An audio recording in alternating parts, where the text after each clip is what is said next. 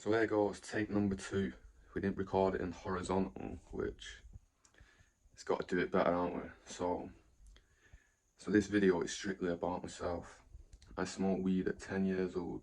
I had a break to that roughly I was 14 years old. But ever since, or at the start, I was smoking £20 a day and all the way up to £60 on average a day for the last 3 years, which is a lot. It's like 7 grams per day. You probably don't think that's even possible, but the amount I chain smoked, it definitely was. So anyway, in the last 10 years, I've hit rock bottom countless times due to not managing my own money correctly and neglecting my future. The only time I turned up for anything was either a drug dealer or the invites for dealing cards I was sent.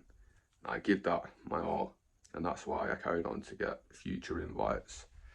So luckily things went well for me in that department. But the more money I had, the more I smoked. The most I ever smoked in one day was half ounce, 14 grams of decent strength stuff as well, which is shameful. But anyway, I'm not proud of this by any means. I just want to show you the truth. The breakdowns I had was awful. There was times I'd cry my eyes out. I was so angry and no way of getting out of it. I didn't value the world or other people. I had this big chip on my shoulder that the world is a mess, which the things I was looking into was true, but this only made me feel worse. I was sure I'd never have kids because I wouldn't want to bring them into this world, which this is all very negative thinking, people. I've changed my tune and I'd love to have kids now one day. But this only made me feel worse. I was sure I'd never have kids. Oh, just read that part. The stress and anxiety I got was unbearable. I was short-tempered from growing up and I was spoiled rotten compared to my other two brothers.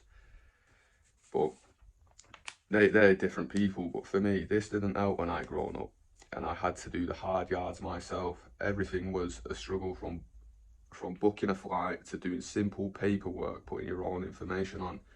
Everything always seemed like a big pressure. And even keeping commitments and sticking to anything I had to do, it gave me more pressure. So I never made plans or stuck to things which was in the future, because it did give me more anxiety. But I always made time to meet the drug dealer. This was delusional thinking and bad priorities. I was weak with no discipline and no passion for life. The only reason I never killed myself whenever I did think about these kind of topics was because I couldn't do it for my mum. She had been too much and she'd worked too hard to give us what we had. My thoughts that always came back to the breakdowns and thinking I can't be bothered with life anymore was simple. I was scared of the future. I didn't know how to solve all these problems, and there was so much to tackle with at one point. It was overwhelming. I gambled hard in phases of my life due to trying to punish myself, kinda like self-harming, with your own freedom tokens, which is money, which also caused many a downfalls and put more pressure to the plate. Now people who know me or know of me probably think you look like you live a great life. Yet deep down, a picture tells so many different things. Like I said, I was scared of the future and planning for it. I was escaping reality with sports or watching YouTube. As Mike Tyson once said, fear is one of your biggest friends. Do not let it control you. You have to learn to use it to your advantage without the fear overtaking you. Without fear and challenging it, you won't ever grow into a better person. We should not live a life where we are comfortable at all times.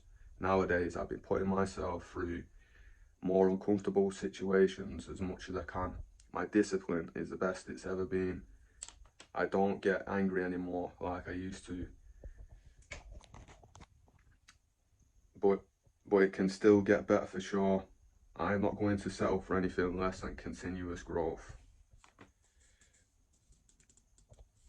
Nowadays, I'm in the best physical and mental shape I've ever been in. And one of my superpowers is caring about other people. But until I started to care for myself, it was never going to work. Big love to you all for watching these videos. I don't want sympathy, but if you can relate or know anyone who can, share this video or any others for me. I've got some good ideas coming up for the channel. Different kinds of content, obviously. Somewhere we're going to be going around to the cities and giving little gifts out to people. And then some funny content, maybe some about poker. But yeah, the quality of the videos are going to get better. We're going to get a microphone. We're not going to be holding the phone up like this and reading off the script. You know, I want it to be as best as possible, but you have to start somewhere, and hopefully they do get better and the channel gets bigger and better. So come on people, subscribe, and much love. Have a good weekend. All the best.